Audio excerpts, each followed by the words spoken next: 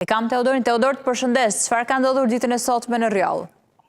Përshëndetje Alba, në fakt ashtu siç edhe ishte paralajmëruar prej ditësh, në orën 10:30 ka nisur protesta kombëtare këtu në zonën e Rjollit. Për shkak të mungesës lidhjes me internet e kemi pamundur që të lidhemi me figurë dhe arrim që të flasim vetëm përmes telefonit në fakt, ku do të thënë është zhvilluar një protestë deri ku masive qytetarëve nga zona e Rjollit, por dhe mbështetës të tjerë që kanë udhëtuar nga qytetet e tjera të Shqipërisë, ashtu siç ishte paralajmëruar edhe mbrëmjen e dieshme gjatë mbylljes së protestës kombëtare në kryeqytet. Ato tashmë janë zhvendosur në zonën e Rjollit, ku pasi ka pasur në fakt disa tensione me policinë, policia është tërhequr, ndërsa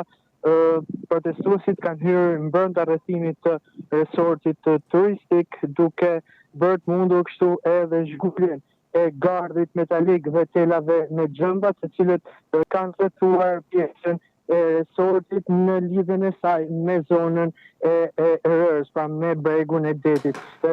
Aktualisht duhet të themi që në terren ka forca të shumta të policisë, të cilët po vëzhgojnë situatën, ndërsa po ashtu ka një paniq të madhe të protestuesve, të cilët vijojnë që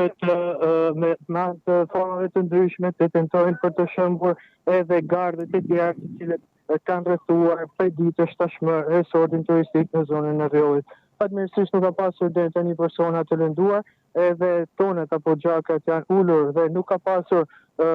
paktën për momentin përplasje me forcat e policisë, të cilët janë treguar deri ku mirëkuptuese dhe kanë qëndruar të tërhequra në